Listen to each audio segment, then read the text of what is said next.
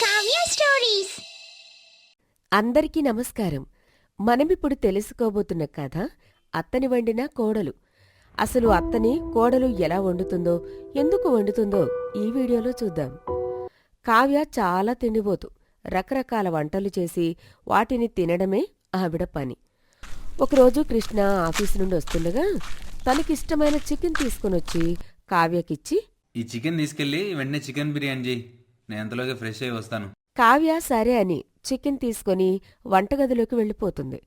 కృష్ణ స్నానం చేసి బయటకొచ్చి, కావ్య, బిర్యానీ రెడీనా? నాకు బాగా ఆకలేస్తుంది, తొందరగా వచ్చి వడ్డించు. ఇంకెక్కడ బిర్యానీ, వండిందంతా అదే తినేసిందే అంత బిర్యానీ నువ్వు ఒక్కదానివి ఎలా తిన్నావే? నీది కడుపా సముద్రమా? నాకు బాగా ఆకలేస్తుంది, నేను బయటికి పోయి ఏదో ఒకటి తినేసి వస్తా. అని వెళ్తూ ఉండగా, నాక్కూడా ఒక ప్యాకెట్ బిర్యానీ తీసుకుని రండి. ఉసే, ఇప్పుడే కదే పందిలా మెక్కావు, మళ్ళీ బిర్యానీ అంటున్నావేంటి? మళ్ళీ నాకు ఆకలేస్తోందండి, ఏం చేయమంటారు? అది విన్న సరోజ, అది రోజు ఇంట్లోనే అలా అన్ని వస్తువులు తినేస్తోందిరా. ఏవీ దొరకకపోతే ఏది దొరికితే అదే తినేస్తోంది. ఇంత తిండివద్దని నేనెక్కడా చూడలేదురా. ఇలాంటి దాన్ని తెచ్చి నా నెత్తిమీద పడేశావు. ఇప్పుడు అనుభవించాల్సొస్తోంది. సరే సరే, నేను బయటికి వెళ్ళేసి తినేసి వస్తాను. బిర్యానీ మాత్రం మర్చిపోకండి అలాగే అలాగే తెస్తానులే, లేకపోతే నన్నే తినేసేట్టున్నావు. అని వెళ్ళిపోతాడు. కావ్య కూడా లోపలికి వెళ్ళిపోతుంది.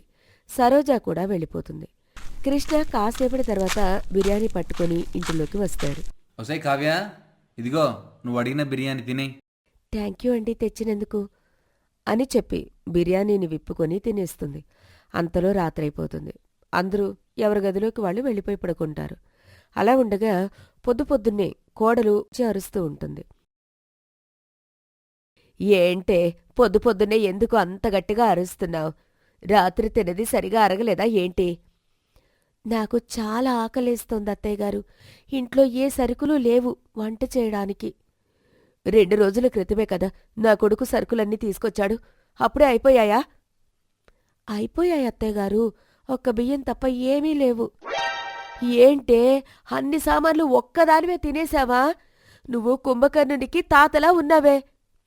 ఛీ, ఊరికొండత్తయ్యగారు, మరీ నన్ను అంతలా పొగిడేస్తున్నారు.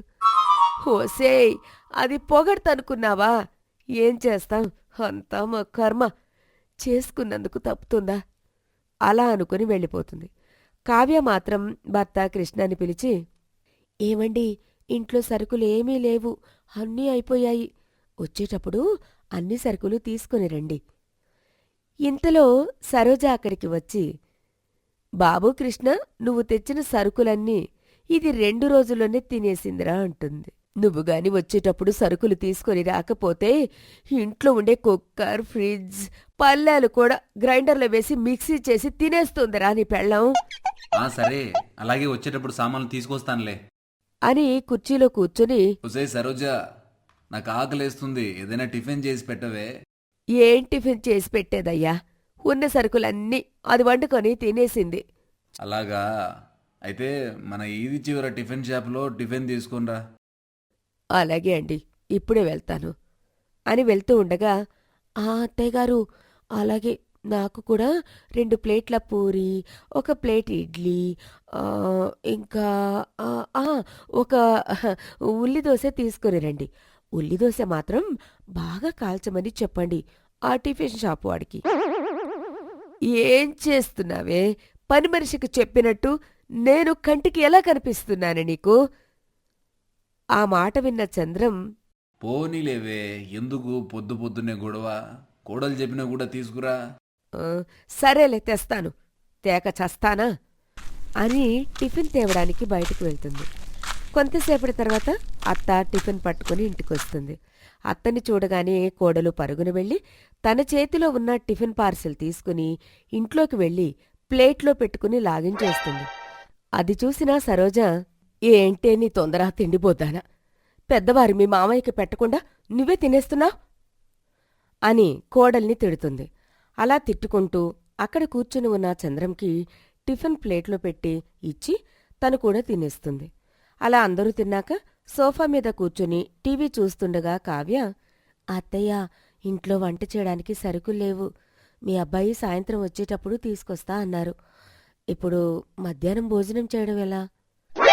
ఓసేయ్, ఒక్క 10 నిమిషాల ముందే కదే దున్నపోతుల ఇడ్లీ, పూరి, దోశ తిన్నావు. అప్పుడే మధ్యాహ్నం గురించి ఆలోచిస్తున్నావు. నీ తిండి తగలయ్యా. అది కాదత్తయ్యా, నేను ఆకలికి తట్టుకోలేను. అందుకే సరుకుల కోసం మావయ్యని పంపిద్దాం. అలాగే చేస్తాన్లే. చెప్పకపోతే నువ్వు ఊరుకుంటావా? నీ ఆకలితో ఎవరినైనా చంపేసి తినేసేలా ఉన్నావు. కావ్య సిగ్గుపడుతూ, మీరు ఊరుకోండి అత్తయ్యగారు, మీరు మరీను. నేనేం అంతలా తినేస్తున్నానా ఏంటి? ఆకలేసినప్పుడు కొంచెం కొంచెం తింటున్నాను, అంతే కదా. ఓయమ్మో, నువ్వు కొంచెం తింటున్నావా? నువ్వు తినే తిండి ఒక 10 మందికి సరిపోతుంది. అవునే, నాకొక చిన్న డౌటు. నువ్వు ఎంత తిన్నా అలాగే ఉంటావేంటే? తిన్నదంతా ఎక్కడ పెడుతున్నావు? నేను ఒకవేళ లావైపోతే మీరు నన్ను నా కొడుకు తెచ్చిన సంపాదనంతా నువ్వే తినేస్తున్నావు, అందుకే ఇంత లావుగా ఉన్నావని అంటారని ఆ దేవుడే ముందు ఊహించున్నట్టున్నాడు. అందుకే ఎంత తిన్నా సన్నగా ఉండడం ఆ దేవుడు నాకిచ్చిన ఒక వరం. సరేలే గాని మీ మామయ్యని మార్కెట్కి పంపించి సరుకులు తెప్పిస్తాను. నువ్వు ముందు పొయ్యి వెలిగించి అన్నం వండు. సరే, అలాగే వండుతాను. తొందరగా మామయ్య గారిని పంపించి సరుకులు తీసుకుని రమ్మని చెప్పండి. ఏమయ్యా, ఇలా రా ఒకసారి. చంద్రం గది నుండి బయటికి వచ్చి, ఏంటి చెప్పు అని అంటాడు. ఏం లేదయ్యా, ఇంట్లో సరుకులు ఏమీ లేవు కదా, ఈ పూటకి మార్కెట్కి వెళ్ళి సరుకులు తీసుకురావా? అలాగే తెస్తా గాని ఏం తేవాలో చెప్పు. మావయ్య మాట విన్న కావ్య వంటగదిలో నుంచి బయటకొచ్చి, మావయ్య గారు, ఏం తేవాలో నేను చెప్తాను, లిస్ట్ రాసుకోండి. ఏం చెప్తా నువ్వు? లోపలికెళ్ళి పని చూసుకో, నేను చెప్తానులే. ప్లీజ్ అత్తయ్యగారు, నన్ను చెప్పనివ్వండి. సరే, చెప్పి సావు. చెప్పమన్నాను కదా అని చేటపారతమలా పెద్ద లిస్టు చెప్పక. కావ్య అలాగే అని మామయ్య గారికి కేజీ చికెన్, కేజీ మటన్, ఇలా చాలా పెద్ద లిస్టే చెప్పేస్తుంది. ఆ చీటీ పట్టుకుని మామయ్య మార్కెట్కి వెళ్తాడు. ఇలా కొద్దిసేపటి తర్వాత మామయ్య సామాన్లు పట్టుకుని ఇంటికొస్తారు. వాటిని కావ్యకిచ్చి వంట చేయమని చెప్తారు. కావ్య వాటిని తీసుకుని వంటగదిలోకి వెళ్ళి వంట చేస్తుంది. వంట చేసేసిన తర్వాత కూరలో సగం తినేస్తుంది, అన్నంలో సగం తినేస్తుంది. అలా తినేసి మిగతావి డైనింగ్ టేబుల్ మీద సర్దుతుంది. మధ్యాహ్నం భోజనం చేసే టైం అవుతుంది. అత్త డైనింగ్ టేబుల్ మీద ఉన్న గిన్నెలను చూసి, ఒసే తిండిపోద్దానా, ఇలా రావే. మీ మామయ్య గారు అంత కూర తెస్తే కొంచెం కూర ఇక్కడ పెట్టావేంటే? అంతా తినేశావా వంటగదిలో కూర్చొని? అవునత్తయ్య గారు, నాకు చాలా ఆకలి వేసింది, అందుకే తినేశాను. నీ ఆకలి ఆవరైపోను, నీ కడుపు పేలిపోను. ఏంటే దున్నపోతులాగా అంత తింటున్నావు? అలా మాట్లాడుతూ ఉండగా చంద్రం వచ్చి, నాకు అన్నం వడ్డించవే సరోజా అని అడగగా సరోజ అన్నం వడ్డిస్తుంది. మామయ్య గారు భోజనం చేసి లోపలికి వెళ్లి పడుకుంటారు. అత్త కూడా భోజనం చేసి వెళ్ళిపోతుంది. కోడలు కూడా అక్కడి నుంచి వెళ్ళిపోతుంది. ఇలా సాయంత్రం అవుతుంది. కృష్ణ ఆఫీసు నుంచి ఇంటికి సరుకుల్ని తీసుకుని వస్తాడు. వాటిని కావ్యకిస్తాడు. కావ్య వాటిని తీసుకుని వంటగదిలో పెడుతుంది. కావ్య వంటగదిలో పెట్టడానికి వెళ్తూ ఉండగా కావ్య వెనకే సరోజ వెళ్ళి, ఏంటే వాటివైపు అలా చూస్తున్నావు? వీటిని కూడా తినేస్తావా ఏంటి? ఈ సరుకుల్లో ఏదీ ఖాళీ అయినా నీకుంటుంది నా చేతిలో నా సామిరంగా. ఈ సరోజ అంటే ఏంటో చూస్తావు అని కోడలికి వార్నింగ్ ఇచ్చి రాత్రికి భోజనం సిద్ధం చెయ్యని చెప్పి సరోజ వెళ్ళిపోతుంది. కావ్య వంట మొత్తం పూర్తి చేసేస్తుంది. అలా పూర్తి చేసిన తర్వాత కూర తినేసి మిగిలింది డైనింగ్ టేబుల్ మీద పెట్టేస్తుంది. అది గమనించిన అత్త, దీనికి ఎంత చెప్పినా బుద్ధి రాదు, ఏం చేస్తాం, ఇదంతా మా అత్తాల రాత అని అనుకుంటూ కొడుకుని చంద్రంని పిలిచి భోజనం వడ్డిస్తుంది. అందరూ భోజనాలు అయిపోయినాక సరోజ కోడలి దగ్గరికి వెళ్ళి, ఒసే కావ్య, ఎంత తింటావే? ఇంట్లో ఏముంటే అవి తినేస్తున్నావు. ఏ డబ్బాలు చూసినా ఖాళీ అయిపోతున్నాయి. నీకు ఎంత తిన్నా ఆకలి తీరదు మరి. అందుకే ఈసారి నన్ను వండుకొని తిను, నీ పని తేలిపోతుంది అని గొణుక్కుంటూ అక్కడ్నుంచి వెళ్ళిపోతుంది.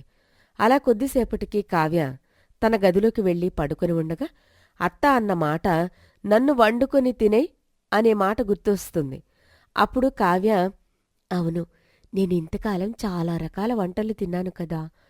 ఈసారి మనిషిని వండి తింటే ఎలా ఉంటుందో ఒకసారి ట్రై చేస్తే అని అనుకుని లేచి అత్త పడుకున్నాక అత్తని తెచ్చి కూర వండుకుందామని ఆలోచించి అత్త ఉన్న గదివైపుగా వెళ్తుంది. అలా అత్త గదివైపు వెళ్ళి అత్త పడుకుందా లేదా అని గది బయట నిలబడి నెమ్మదిగా గది తలుపు తీసి చాటుగా చూస్తుంది. అలా కావ్య చూస్తున్నప్పుడు అత్త గురకలు పెట్టి నిద్రపోవడం గమనిస్తుంది.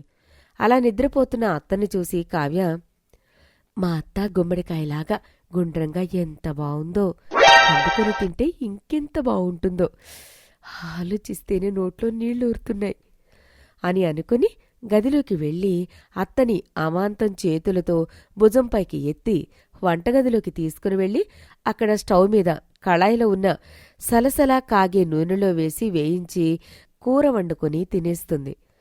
అలా తిన్నాక మా అత్తని వండుకొని తింటే చాలా రుచిగా ఉంది అని అనుకుంటుంది.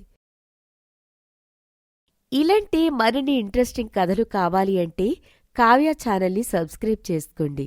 అంతవరకు సెలవు. మళ్ళీ కలుద్దాం.